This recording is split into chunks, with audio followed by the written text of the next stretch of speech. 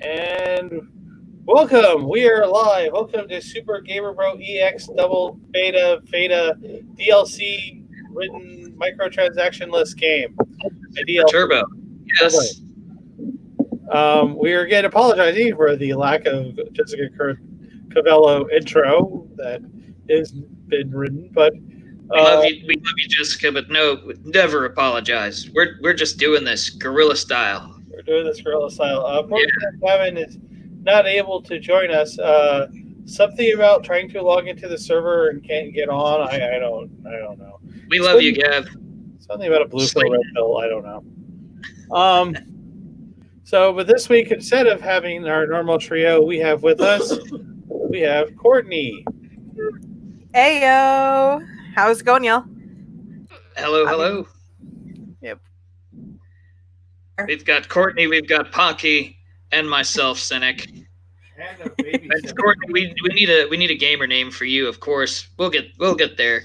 Well, my gamer name is Mouse. It's just not visible on the screen. That's all good. Actually, all of our names are not visible. None of our names are physical, so it's all good. Field. And we have a fourth one who's currently just playing Eat Daddy's Finger because I'm on daddy duty right now. Mama's had a hard day. So, but yes, we're going to be talking about this week's into video games and whatnot, and you can always talk to us live on the comments, which we always welcome and hope you do. But with that, we're going to show off the meme of the week. And the meme is very appropriate for what we're about to talk about, a whole bunch of stuff. But it is supposed to be game convention season where we're talking about a lot of games. So this one is really appropriate. That's pretty accurate, actually. I'd say very, very accurate. Some games actually get away with doing it right at the E3 demo and then upon release looking like that. However, if you do turn your specs all the way up, you might be able to get close to the E3 demo, I have heard. So Watch Dogs is one of the more infamous ones. I've actually heard you can get it up to the E3 demo specs. You just have to have a really good system and then jack everything up to maximum. Yeah. So, you have to have a beast of a machine that's like $10,000 at least. Yeah, parts. Don't have that lying around right now. You know. Oh, I know. I'm sorry. We might be having a meltdown soon. Oh. But that was also, remember with Watch Dogs, they had to announce that there was also a limiter that Ubisoft itself put on, and they had to prevent people from getting those graphics because they didn't want it to compete with the console systems as much. There was a whole thing about that. Ubisoft was really, really, really bad children at that point. Yeah, they're getting kind of a bad rep, but they're certainly not the only ones. Definitely not the only. They're never the only ones, but they're just infamous. That's all. Yeah. But with that, what have we been playing this week? I was going again. Well, I have I've still been on Yakuza. I'm at maybe chapter 6 now, since I keep going back and forth between other games. But still going through Yakuza. Been playing Mortal Kombat 11 Aftermath and kind of discovering, though I have been protesting and I still think it's too expensive, I have not bought it. So I don't have the 3 characters yet. I don't have the story yet. WB, really got to get it together if you're going to. WB, get it on. Yeah. But NetherRealm is still keeping things alive for people like me. The new stages, stage fatalities, and friendship finishers have all been added for free, which is nice. Admittedly, I am still playing Mortal Kombat 11, despite me being angry at it. So good job, NetherRealm. Good job, Ed, for keeping things going. So I've been they have towers for the 3 DLC characters. Mind you, that kind of gets you hooked anyway. So I have played with the 3 DLC. towers, because they have towers for those. So I mostly experimented with Shiva a lot, because she was probably my most anticipated. But she's she's all right. I don't know if I'd be paying $40 for Shiva, folks. I like how they turned Shiva from like a super sex symbol in the '90s, or with her vampirilla like outfit and gigantor not attached to her body tits. Like literally, it looks like someone went. Boom. Just yeah. I mean, they looked great, but I mean, the funny thing is though, is she did have that kind of like, her eyes were, she looked like a high elf from the Elder Scrolls series. They were just like these crazy like cat eyes that were all the way up here, and now she just kind of has more of a human face, which seems much more relatable. Yes, hello. So I don't know if I like the change from the more animalistic like kind of Shokan, and now she's more like, hey, I'm Shiva and I'm about to whoop your ass if you don't get off my land, because I'm Queen Shiva. Like, so yeah. I like maybe the attitude and the character development seems there, which I do like. So I don't know. I definitely thank NetherRealm for keeping the content fresh if I'm not going to buy these characters for $40. But that's, I guess, my biggest, most relevant thing. I'll get into Dragon Ball later. What about you, brother? Well, we've actually been, so this week has been really kind of busy for all of us. A lot of stuff going down, but big thing is I've not been playing Persona 5 recently, Royal 5 recently. So to a lot of people's shock, oh my God, you won't hear that more stories right now. But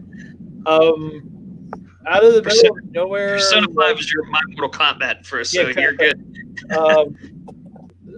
For Phantasy Star Online 2 got announced for PC like very shortly before it got actually physically released. Yeah. So I have actually, on day one that came out on PC, I jumped on, which apparently may have been a mistake according to some articles going on around and some technical issues. Apparently an 8-year-old video game in Japan that's been on Xbox in America for a while doesn't transfer over to the PC very good, and somehow has deletion issues. And that's a bummer. Hard drive violation. Like, wait. Did you say hard drive violation? Yeah, apparently. Can I explain this one? Yes, please, Courtney. Okay, because I'm also playing it. Essentially, the day one technical issues are US specific, because in Japan, Microsoft doesn't have much of a hold. They don't really have a Microsoft Store in Japan. Yeah. Everything is done through independent launchers, like 98% of the games to begin with here in the United States. Yeah. However, for whatever reason, Phantasy Star Online 2 is exclusive to the Windows 10 store for the US release, and a lot of people are thinking that something in the way Windows 10 handles installations kind of gummed something up in the works, and a lot of people are reporting that they'll close the game down for the night and either go into shutdown routines or just even let it sit there, and when they go to relaunch the game just doesn't exist anymore. It ate itself sometime, like between logging out and going back. That's strange. Do they at least keep their save data or their progress so far? Is that like in the cloud somewhere? Is it just? Yeah, it's an MMO, so it's not your typical MMO information. That's all stored externally. I hope it doesn't do something weird where it pulls out that stuff and then it erases your game. And I don't know. That's good at least, but to have to reinstall it all over again is a real pain in the ass. The other problem some people are having is mystery clumps of hard drive missing. Like there's entire clumps of it missing. So yeah, not like just all of a sudden, like, hey, here's 20 gigs of your hard drive and it's gone. Wow. Okay. So it was like, why is this gone? Apparently, that's the space that it was allocated by Sega for the game. They like, hey, we need this much space. We're not going to use all of it right now, but later on we might. Yeah. And so apparently that space, when the game got deleted, never got allocated back to the hard drive. Where it said, where the kernels would say, "Hey, this space is now gone." Yeah. No, they're still occupied because the game still thinks it's installed. Okay. Yeah. That's One of my pretty friends actually dealt with this issue. He backed up the game itself into a RAR, like after it got reinstalled, and his entire RAR file after compression is still like 70 gigs. So it's a beast of a game. So That's a lot of space. yeah. To just be gone, occupying nothing. Yeah. I mean, that's like after the reinstall. So that's like if for whatever reason it decides to eat itself again, he doesn't have to re-download. He just has to unpack everything back to the correct directories. But still, it's like after compression, still having 70 gigs of data, it's a bit of a beast of a game for an 8-year-old game. However, that being said, it's still pretty decent because there is no catching up in the US to current storyline. It's essentially, we only got delayed for localization reasons, but they kept the game essentially up to date for the American release. So if you jump in now and you manage to find a party with somebody in Japan, there's no incompatibility issue. In fact, you're pretty much patched up to the Xbox level because there is crossplay. If you have an Xbox and you play Phantasy Star Online, your buddy has a PC with Phantasy Star Online, you're still able to play together. That's great. Yeah, this is maybe the one game that'll actually convince me to buy a controller finally. For sure. Yeah, I'm all for crossplay, and I that's one of the things that keep me from being a PC gamer is just making sure you have reliable control issues because the mouse and keyboard is always the best way to play on PC. Man, I just can't handle it. Yeah, it's very depending on the class you're playing is depending on which version of Dante from Devil May Cry you're playing. Mm-hmm. So or really depends on the type of game I'm playing too. Like mostly like I'd say RTSs were always my favorite games to play on the PC. But I tried playing Diablo on the PC, and my fingers just can't do it. Can't handle it. It's too much. That's the one we're playing. I actually finally beat all the requirements for one of the season packs. I beat all of them except going into the you need to be torment level 7. I'm only torment level 5 right now, so I've got a little bit ways to go, but I need way better weapon because my gear is good or it's going to get better. But yeah, well, it has to. The more stuff you kill, eventually they'll drop something good. Well, it's also you need a bunch of stuff so you can dismantle it, so you can go have what's his name go make better gear for you by lottery time. Yeah. Which is Diablo is literally the loot lottery. You have to spend a bunch of money and then not real money, but real loot to make that happen. So, and then what about you, Courtney? Yeah, but it's still, it may not be real money, but it still eats your real time out of your life. Oh yeah. So aside from Phantasy Star Online 2, which we talked about a little bit, I've been playing that. I'm a summoner, so I'm essentially V from Devil May Cry 5. Okay. Tell folks what that is for folks who haven't played Devil. Because if it weren't for the Games Pass, I wouldn't have played Devil May Cry 5. I'm so glad I did. Devil May Cry 5, I've watched it because I actually kind of don't do well at those kind of games, but Devil May Cry 5 is absolutely amazing. Sequel and continuation of the story, and V is... What's the reference? Huh? What's the reference? I don't remember off the top of my head. You're a summoner, and V is a summoner, basically. Okay, yeah, that's what I was getting to before I was interrupted. The V is essentially one of the new characters in Devil May Cry 5, and he's a pet controller type character, which, as a summoner in Phantasy Star Online, that's essentially your entire job is pet control. Being a summoner in a hack and slash is pretty crazy too. Playing with I'd say playing with Dante is okay. So playing with Dante in that game is pretty risky since you have to get close, but it's high risk, high reward with Dante as it always is. And since Devil May Cry 4, when there's multiple characters, And yeah, so for folks who haven't played V, I want to say the crow character, the raven. I can't remember what type of bird it was, but it's crow. Okay, so if you press the X button, which is usually mapped to your gun, then the crow will actually fly around and shoot stuff. That's X. Yeah. When I say X button, we're getting into the PS4, Xbox, but whatever. So the other button, I'll just say the other button. The other button controls the Panther, which is like your melee. But this thing runs around, and basically it's V's job to stay the hell out of the way while you button mash your way to victory. And so I've never mashed harder in a Devil May Cry game in my life, and I just was like, oh, S across the board. Okay, so like V is awesome. You just mash all the buttons. And then when stuff goes bad, you summon Nightmare, and meteorite lands, and meteorite walks, and meteorite shoots lasers. Oh yeah. So precisely, summon the Nightmare, which is a giant golem. Mm-hmm. Looks like something from Shadow of the Colossus that you summon, and he just whoops everything's ass while everybody else recharges. You try to run away and heal, or it's fun. Playing with V was super fun.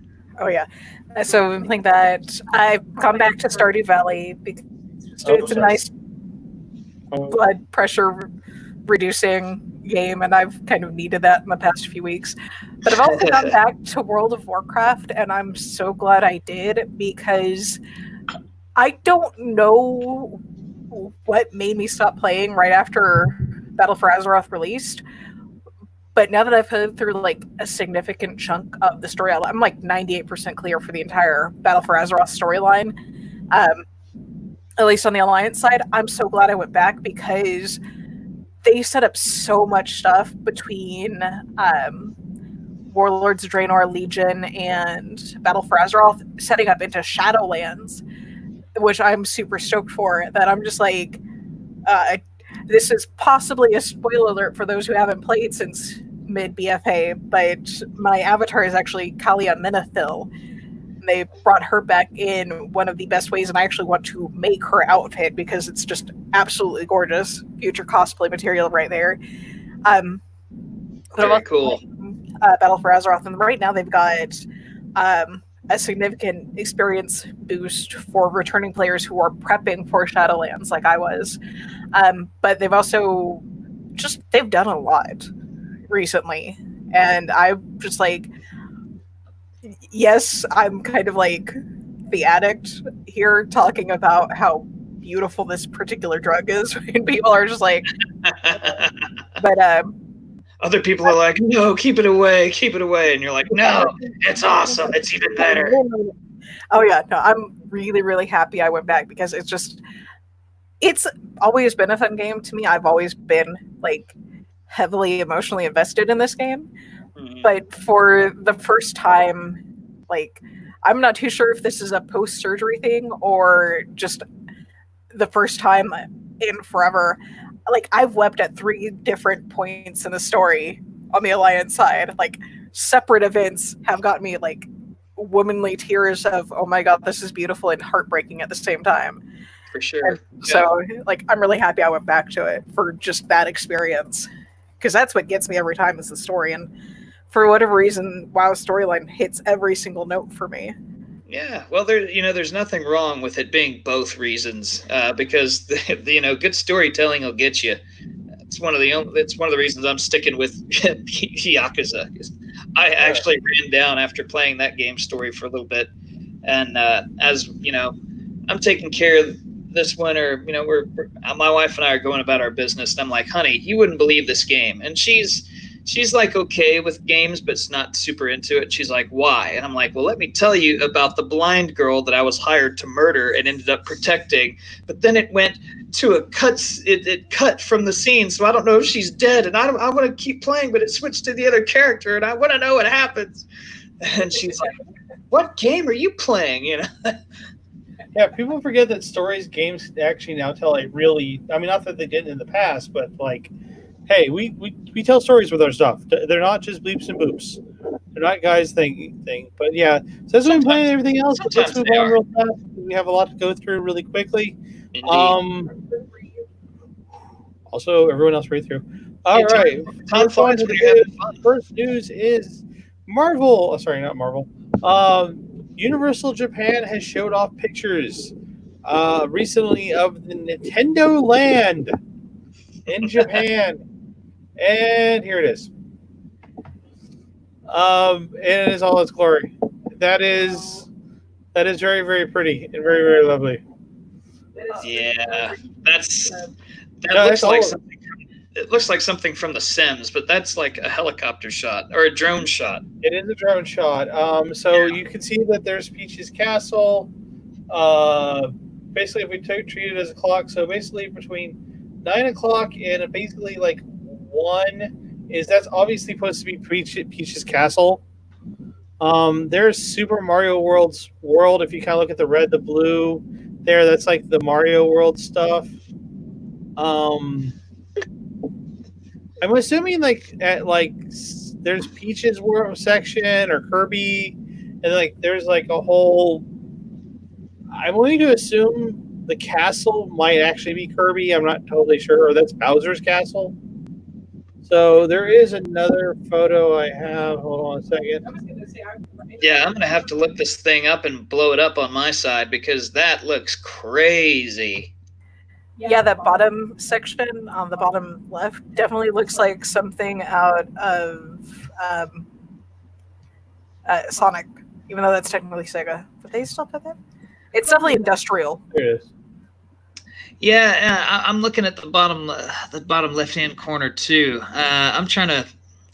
I was almost thinking like Mario Odyssey, but no, it looks more mechanical than that, doesn't it? It's kind of like one of the clock levels, maybe like from Odyssey or Mario 64. Definitely got Peach's castle. You got plenty of tunnels in there. Kirby's probably like you got the trees up there. Oh, that's my headset. Don't eat that. I'm trying. I was trying unsuccessfully to turn her around and pat her to sleep, and it ain't happening. It's all good, Teddy. It's all good. I think that's actually is Bowser's castle on the bottom left. Yes, yes, you're absolutely right. Probably, yeah. Because yeah. So I'm probably looking up the actual humidity and climate control thing then, because that looks way industrial from the aerial view. But that may just be because they have to put climate control somewhere. Yeah, exactly. maybe.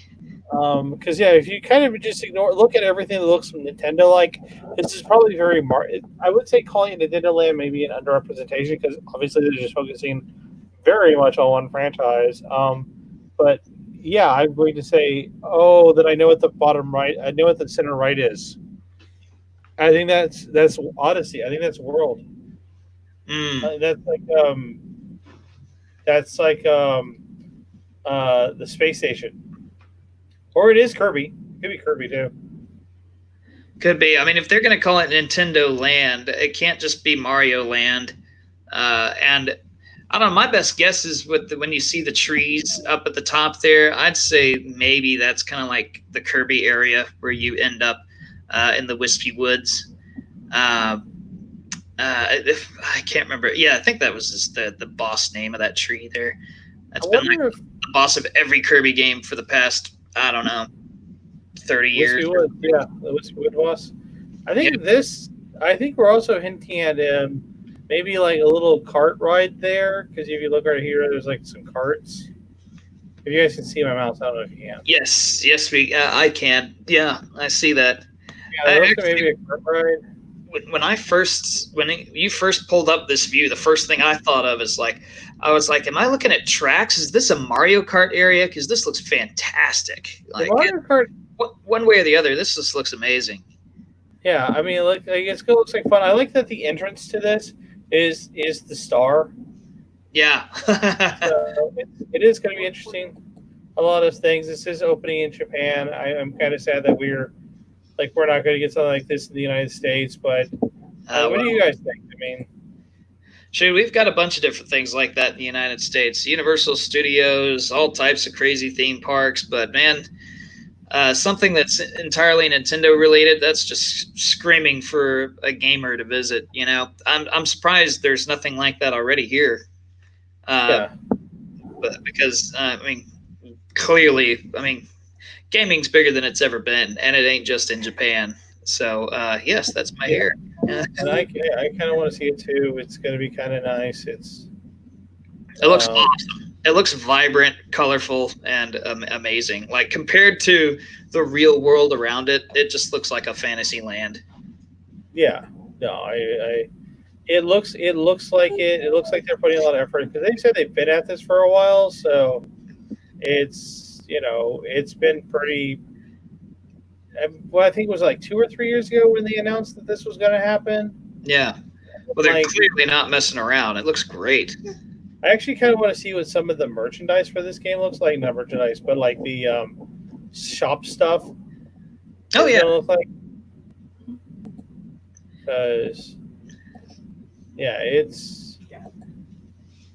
Now, I was looking up a few things. I found a couple of close-up images that aren't aerial shots, but they're heavily construction shots. But here's one thing that I found. If you're familiar with Great Wolf Lodge and a couple of others where they have that interactive element to it, that you can just buy something and pair it with interactive elements within the facility, they're going to have something similar at Super Nintendo World. And here's the best thing, according to Condé Nast. This is Condé Nast is one of the best travel magazines, not sponsored. If you can't make it to Japan, don't worry. Universal plans to open up additional iterations of Super Nintendo World in its Los Angeles, Orlando, and Singapore theme parks in the coming years. That's what I'm talking about. Yeah, we are getting it too in the United States. When I'm less likely to visit because it's in Florida and I have a phobia of Florida. It's my own personal reasons. Jesus, we're going to get the apocalypse. Yeah, I am convinced the moment I step foot in Florida, something's going to start the apocalypse. And given the way this year has gone, I don't want to risk that. Like, no. No, it's Florida is a unique area in that it's constant. Like the apocalypse tried to start in Florida forever ago, and it's just kind of stayed there. So I would retire in Florida. Yeah, I mean that's every day for Florida. But I mean Florida. You've seen the Florida memes and the jokes, and like all the craziest shit happens there. Someone said type in Florida man and then your birthday and see what happened that day. Oh yeah. I wouldn't worry about it, Courtney. I think it was last year. Actually, while this little bun was still in the oven, we went down and visited Universal and had a hell of a time. And Florida didn't give us any trouble. I think if you're kind to Florida, then yeah, it'll be nice to you. You know, just stay out of trouble and don't leave things anywhere for unattended. Which should really be your rule of thumb for any place you go. So, yeah, be nice to Florida. Florida will be nice to you. Okay. So, Senek, you said something. You had some news about Streets of Rage 4. Yes, I read, and this was I read it I think a few days ago or so, and it was just kind of like. What was it? Here, I'm looking up the article right now, and I think this was 4 days ago. The folks who were at Datamu, the people who were making the company, or excuse me, the company who's making the game, announced they had some like questionnaires, and the questionnaires was regarding the DLC, and it seemed like it was just kind of like just right around the corner. Like they were basically mentioning like, hey, like Streets of Rage is amazing, and it was shockingly amazing. And are there any plans on keeping it alive? And they were like, yeah, there's a possibility that we'll have 3 different characters among them. So they were throwing around different ideas for different characters that might make a return. And so I can't find too much more like definite stuff about it. There was kind of like They basically said there wouldn't be any Final Fight characters or anything like that in there, but they may bring back some old characters. Like there was a character named Skate, who was from Streets of Rage 2 and 3. He was the speed one of that one. I remember him. Yeah, and then Cherry is.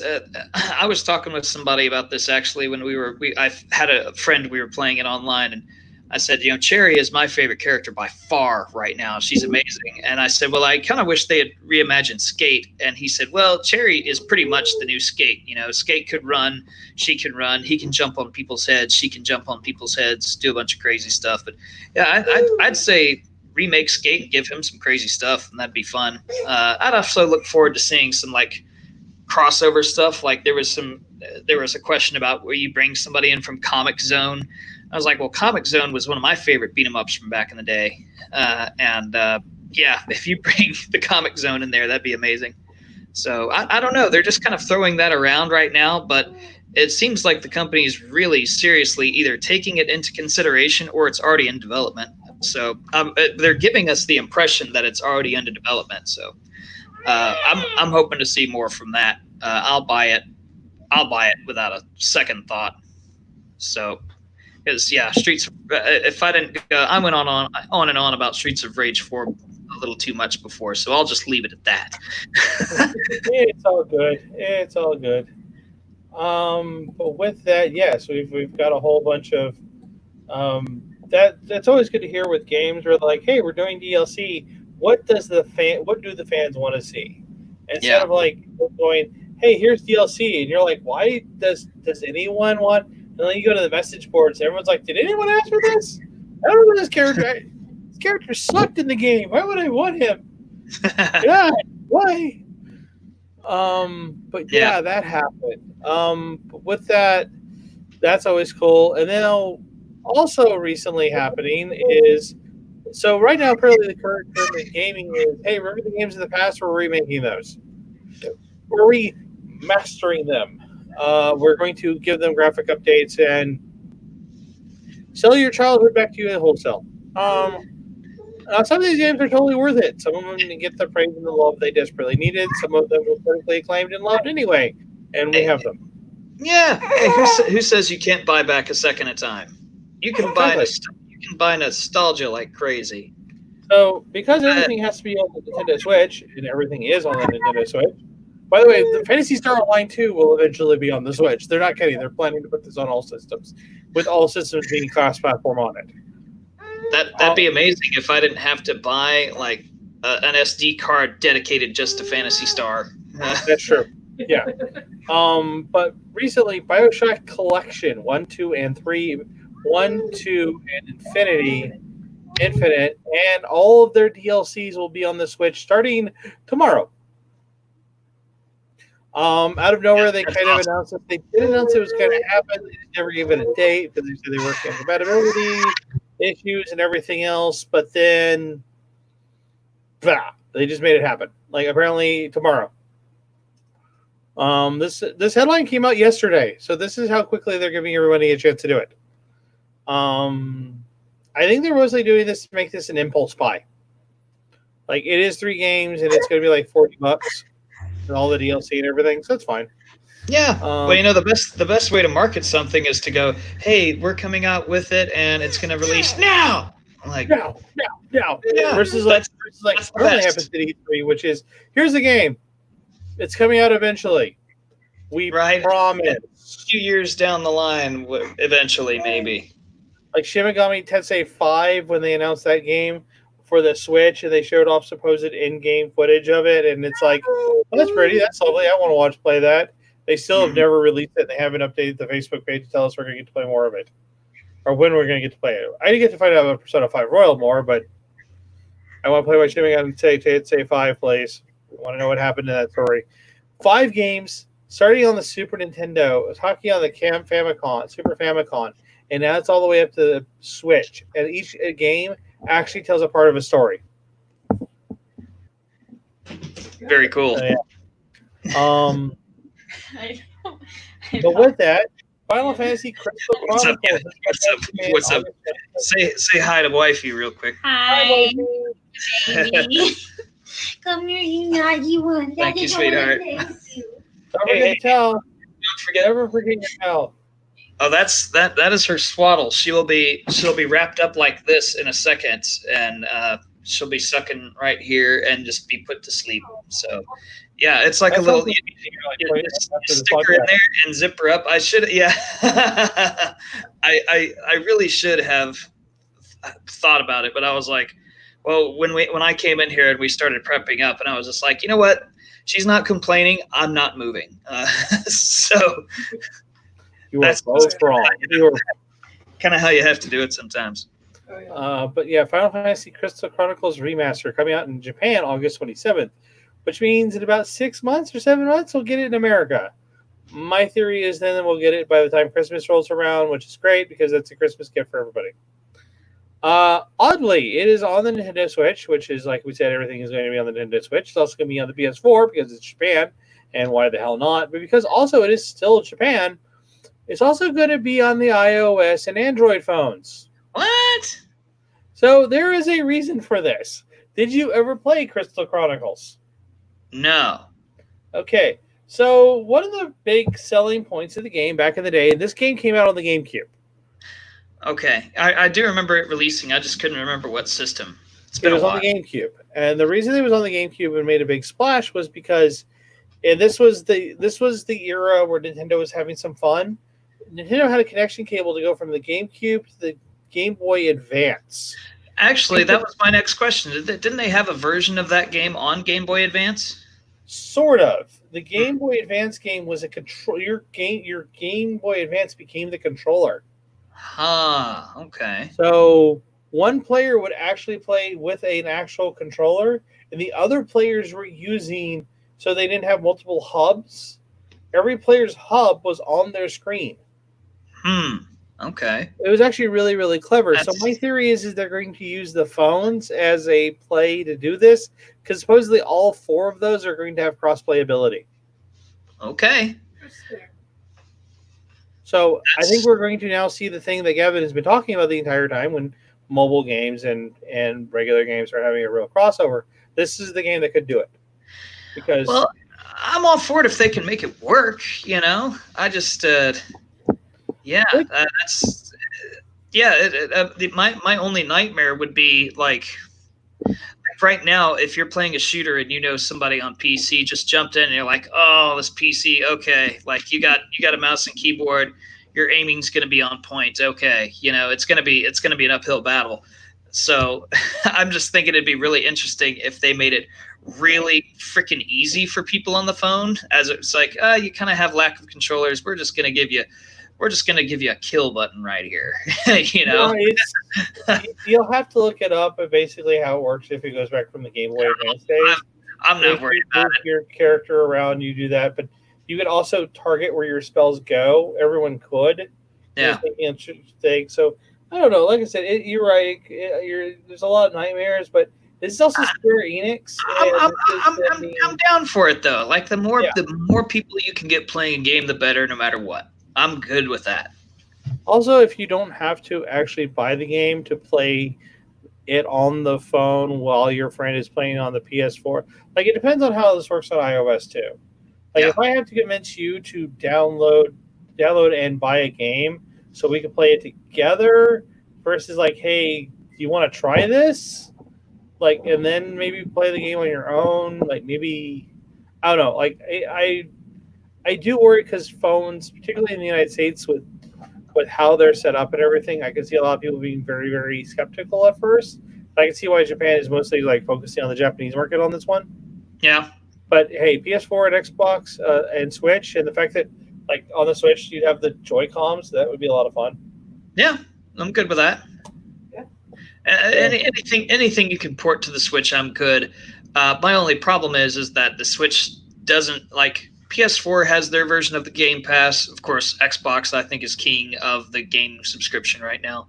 But my God, Nintendo really needs one of those because their main games are just they're so expensive. And then it'd be really nice to play on the Switch. I'd play everything on the Switch if I didn't have to play it on everything else.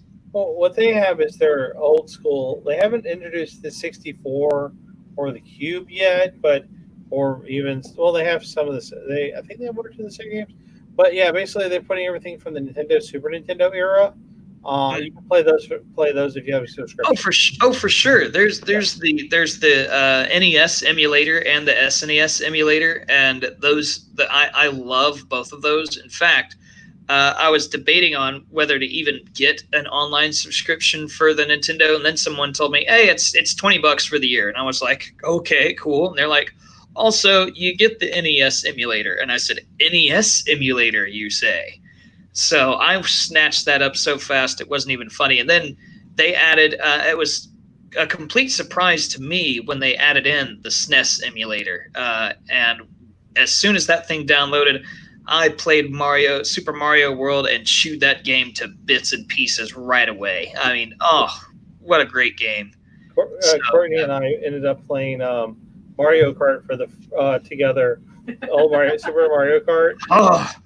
That game is rough, man. Yeah, see, the thing is that's it and the GameCube and the Wii U version are the only ones I've ever played. But the Super Nintendo one I owned and I beat the hell out of. So she's all like in fourth place, and I'm like about to pass her because for the third time. Yeah. All the tricks. I'm like, hey, slide, we're good. The funny thing was, I actually played Mario Kart on the 64 first, and I can't remember what friend I visited where they actually had the Super Nintendo Mario Kart. And they're like, hey, and it was a group of us, and he was like, hey, you want to play Mario Kart? And we're like, hell yeah, we'll play Mario Kart. And he turns on the Super Nintendo, and I'm like, what is this? This ain't Mario Kart. I've played Mario Kart, and it's all 3D, and I can actually see where I'm going. Like, why is everything stuck to the ground? I don't get it. I can't see where I'm going. Eventually, I got used to it, and eventually, I ended up owning it. And because it was the Game Boy Advance version that I owned. Yeah. It's a super faithful adaptation of Mario Kart. Took a lot of getting used to, but ultimately very well done for those who haven't played it. So, real fast before we go on to the main subject of tonight, which is a really full subject, I'm only going to mention this quickly because it's not totally a news story, but part of it is the Square Enix's Marvel Avengers video game is going to have a big press conference June 24th, showing off a bunch of the new gameplay and everything else. They have announced a release date of September 4th. Which is surprising. Also recently attached to that was some Marvel Avengers Legos, which was to be tied to the game. Has shown off some more characters, so either future DLC characters or characters who have yet to get mentioned in the game, including one of them being Black Panther. Okay. So that's going to be kind of cool, but yeah, basically Marvel Avengers is going to happen. My biggest concern about that game still sits that they're calling it a live service game. They're going to have a 5-year game plan with this thing at the end of the PS4's life. I like the gameplay so far. Any footage I've seen from it, I'm pretty excited for. But yeah, I don't know what that means either. I guess anytime I hear about that kind of plan now, I just think of Anthem. I get a little nervous, but not all live games like that are so rocky. So we'll just have to see. Anthem. Only about 98% of them, right? Yeah, only 90%. But with that, we're going to move on to the actual main subject of tonight, and that's something you didn't get to see, Cynic. So, I'm sorry about that. Which is you told me I was going to be excited about a trailer, and I love being surprised. So lay it on me. So, first we're going to be talking about is Wholesome Gamescom. Happened. Games Direct. Basically, because E3 got canceled. Yeah. Because of the virus and these uncertain times we live in. Basically, use that phrase. a lot of indie game developing companies and some of the AAA studios have decided to make individual press conferences, which is where I think this is where E3 dies. If these press conferences are getting the numbers it looks like they're getting, why do you need E3? You have YouTube and you have Twitter and you have Twitch. So basically, you announce it on Twitter, you announce it on Polygon and all the other news sites, and then everyone gets on Mixer and everyone gets on YouTube, and then Wholesome Games had like 40,000 viewers. Yeah, everyone's spamming chat. Yeah, at the peak chat there were like 6,000 or 7,000 chatters, not just viewers but chatters. Yeah, that's a heck of a live chat stream right there, and it costs them no money. I think for me, my only thing is if you let E3 die, that's just kind of like, I mean, you and I, we've all been gamers for a long time, and there's always that whole, like, even now, I kind of go, it's E3 season, cool. Like, I get to look at new trailers, and I get to look at new stuff. Like, and I mean, we get to look at new stuff all the time, but this is where we just get like a mainline injection of new stuff that looks great, and stuff you're expecting, stuff you'll be surprised about. So I always, we talked about nostalgia. E3 at this point is like nostalgia for me, where I go, ooh, E3 is coming along. All right, well, it's time to get excited and look forward to something now. So, you know, I can understand why E3 would die, just because we have so many free media outlets to do at this point, and other companies can do it. Smaller companies can get the word out, you know, without having to go through all the hoops of the E3, I guess, season. So I'd be sad to see it go if it stopped. I'd be like, man, there used to be a time, you know, back in around June, you know, they'd have all the video games, all of them. The problem becoming is, since they've opened it to the public, I mean, you've had those issues, but let's say times the docking issues, where like the personal information of almost every media personality and some of the models and everything was released, including where they lived. Oh, yeah, that's just gross. There was like 10,000 people's personal info was released. Yeah. Also, apparently they were going to go to a more live model where they get like, because now it's like some of the game demos had 3-hour-long waits for a 15-minute game. Yeah. And you only have so many hours, and they were going to go to how, like, you know, how those companies, the theme parks are doing that live pass thing. They were going to do that at E3. Yeah.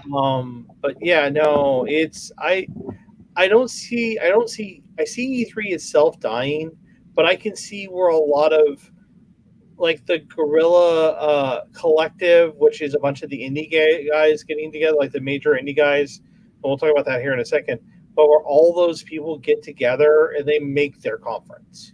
Yeah. Cool. GDC, what is it? The Game Developers Conference, GDC. Like, that started off small, and now it's huge. Now it's big. And now it's big because people don't want to go to E3 because E3 booths are insanely expensive.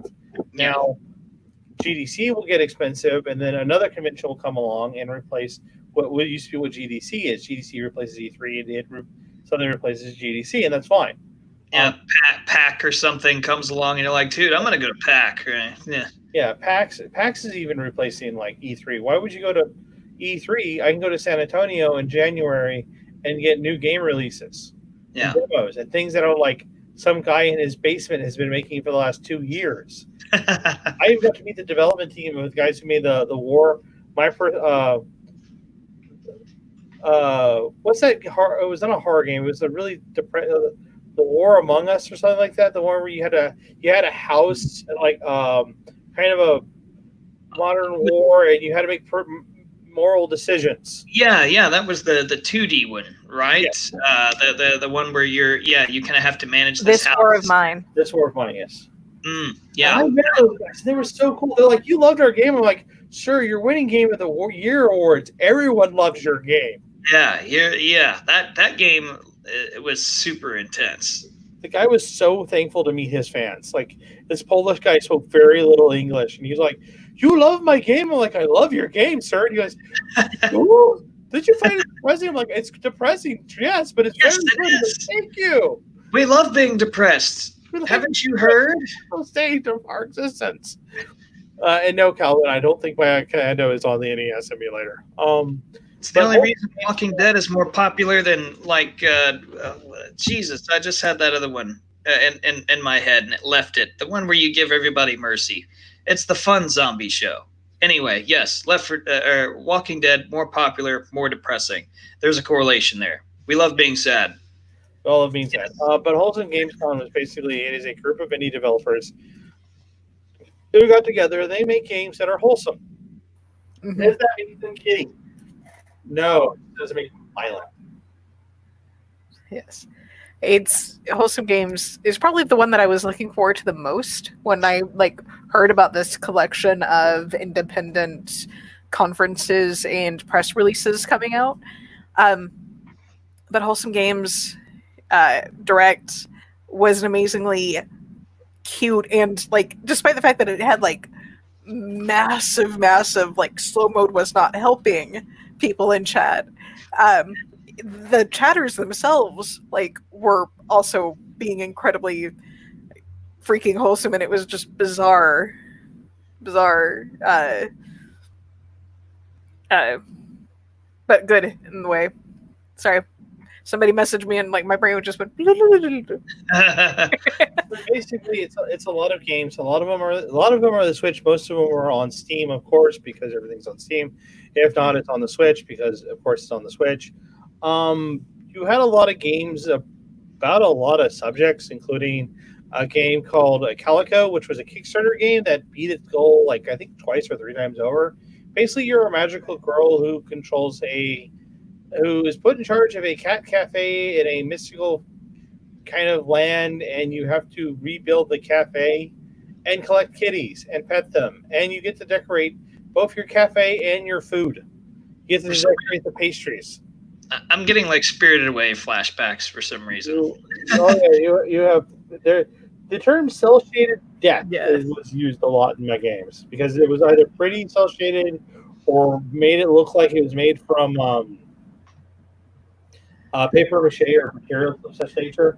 Yeah, it was all incredibly gorgeous games. Now, the Studio Ghibli one specifically is not Studio Ghibli related, but the 30-second reveal trailer that we got for Hua, Hoa, this Chinese developed game, was between the soundtrack and the footage was just Ghibli up the wazoo, and it was gorgeous. And that's one of the ones I'm looking forward to most. The one I'm really, really looking forward to most, and I wish I could share a more interesting version of my entire list of this one, is probably my favorite one is The Spirit and the Mouse or Wayward Strand. Those were the two that struck me as being okay, those are right up my alley. Wayward Strand is essentially a flying hospital, and it's got a really nice mechanic to it. People follow schedules, and not in kind of the contracted way that Stardew Valley and a couple of other Sims do. This one is you might actually have to figure out a schedule to play the game. From the instance that I got it may not be that bad.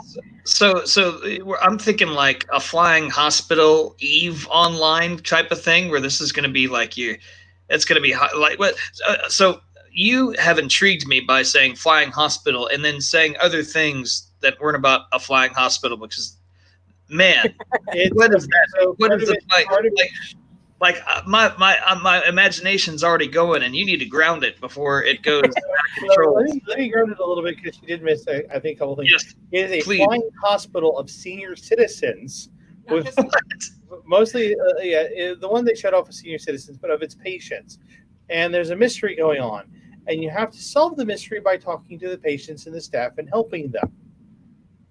And one of the patients they showed off was an elderly woman who's obviously suffering possibly dementia, not dementia, but Alzheimer's. because she talks about like her kids, but she can't remember their age. She remembers her husband's age, but then she corrects herself because that can't be right because that means this much time has passed. So it has to be this, but she's not really still sure. And she has a falling down issue. You get a falling down issue because she's like, "Oh, I didn't fall down today, and my knee's not hurting from yesterday." So it's very pretty, and you have to solve. But at the same time, they say there's a mystery going on in this flying hospital. The sky. In the sky. So I was imagining this hospital like you having to not only manage your patients but fly around in the hospital and pick up people, which would be awesome. But now I can picture a flying hospital that's like Sonic the Hedgehog 3. It's just floating in the sky, above. I think that's because the view you get is essentially a senior citizen sized apartment, like assisted living facility, where it's like a very large hospital room with a little bit of extra furniture that's a lot more comfortable looking. And you're playing as this young person, I think young girl, but I could be wrong. And you go throughout this hospital, and it looks incredibly pretty and well graphically designed. The other one looks just like it's going to be super cute and adorable, called The Spirit and the Mouse. You're literally playing a mouse, kind of like tiny little creature here, which automatically appeals to you right away, Miss Mouse. Miss Mouse, assisting a spirit in what looks like Paris. I think that was generic European standard. Generic European city, and it's just you first meet this spirit by it emerging from an electrical box that just shorted out. And it's going like, well, I gotta fix this, so you're gonna come help me. Come on, little mouse. Kind of was one of the lines, more or less. And it's just, it's one of the ones I'm looking forward to. I actually have like a list of games, like 50 games that they got, that they listed and showed off at this thing. Some were just like 20 or 30 second trailers. Some were a little bit longer, like 3 or 4 minute little press blips. Another one that I'm really, really looking forward to is also Roots of Pasha, which is essentially very, very Stardew Valley-like. So, of course, that's going to appeal to me. But it's more inspired by prehistorical, early agricultural practices. Because one of the gameplay mechanics they showed off was building an irrigation system. Channels. And I'm just like, oh, this appeals to the historian in me, because ancient hunter-gatherers transitioning to the proto-agriculture and agricultural practices, we've learned so much in the last centuries that was either buried or nobody took seriously, that the forests of New England were actually really well maintained by the native peoples before colonies showed up and destroyed everything. Buried it all. Yeah. So I'm wondering how they're going to approach that from their storytelling angle. Are they going to be where it's kind of like you could do forest management in that kind of semi-wild sense, or is it going to be very proto-Indo-European agriculture where it's very rigid and structured? So I'm looking forward to see if you get both of those like styles. But it'd be nice. It'd be very nice lighthearted. to do both, for sure. So there's the link. It's wholesomegames.com. And so check that out there. There's a whole lot more. That press conference was 38 minutes long, and it was 47 minutes long. 47 minutes long, and it went through a lot of games. Wholesome does not mean boring. Wholesome does not mean that it does talk on subject matter. There's a lot of games that talk about death. There's a lot of games that talk about there are games like Kind Words, where you write letters to either yourself or other people, where you're just unfailingly, hauntingly kind, and it's kind of heart wrenching. But you also get really super. Yeah, you were telling me about one where you would ferry people across you would ferry spirits from the living world to like you were Karin, basically. It's Spiritfarer, which is very very cutesy looking at the same time where I know I'm like, you're going to introduce me to characters that are just going to like poke the heartstrings and then go yank really hard. Yeah, with inevitably you're going to meet like a little brother or a little sister or something. They show a giant turtle that you have to help. Yeah. Like, any giant, like the things the size of your house. Yeah. Then there's also pulling up my list here. I think the list is gonna have to wait. We're at the 1 hour. Oh yeah. So we're gonna stop. We're not gonna stop. But that's all for Wholesome Games. There's a link down below. Check it out. Like I said, that thing's about an hour long, and you're going to find at least 3 games you're going to love to play. But now it is time for trailers. Or trailer park. Oh, hold on. Yes. But by the way, I wanted to mention we did have a comment, at least that came up on my side of things, and I need to check this thing more often because Calvin John had asked about Bionic Commando on the NAS emulator, and I wish I had been able to address it before. I mentioned it really fast. I don't think it's on the emulator at all. I don't think it is. So, but we got trailer park. Basically. Yeah, it's not a traditional emulator, by the way, where you can just add whatever to it. It is that you only have a select few things that they add on a regular basis.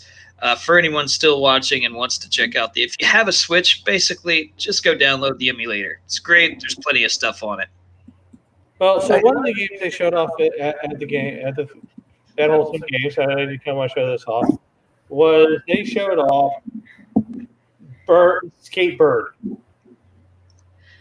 Yes, when you told me about this, I was very interested because when you go cell shaded, you basically told me cell shaded skating game, and I'm like, okay, well, Tony Hawk is a literal bird.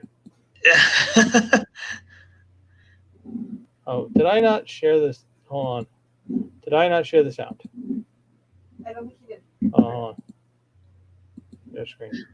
Sorry about that. Try that. No, I keep forgetting that's all good. I think last week when we were talking about the Tony Hawk re-releases, I talked about how much. Now, I was never a huge fan of skateboarding, but I loved those games, and the reason being is because they were just well-crafted, arcade-like experiences. You know, they were hyper-realistic.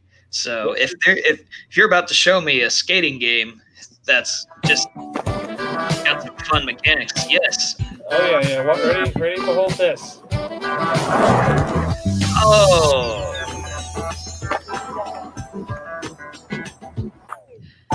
Wow.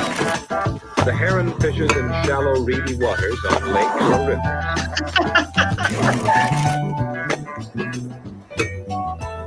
After fishing in one place for a while, Oh he my may fly God. on to another favorite spot. The narrator. I think it's the song actually. But yeah, look at that. That is.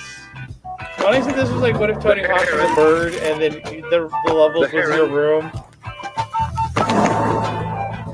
Well, this song fits heron eats many the fish. feel of this thing perfectly. This is obviously supposed to be a nice head bopping, chill experience.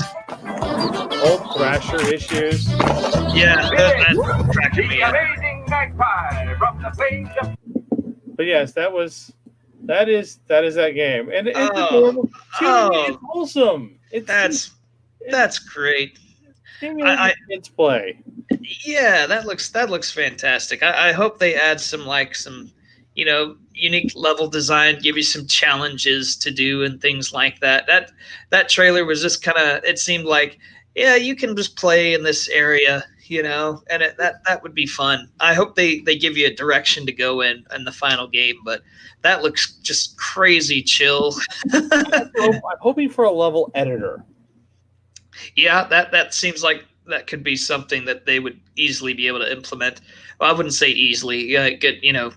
Good luck to game designers who have to actually design that shit. But here is the last trailer, and so this showed up yesterday actually, but that is in Japanese, and I apologize, but well, you'll see. Because this is awesome. That'll be a smash hit in Japan because Dragon Quest always is. And there will be a smash hit here. There is fans of that game. I enjoyed. There's certainly a fan base definitely here. But yeah, that looks fun too. Even if you're not driving, Yeah. that just looks fun. That does. That looks fun.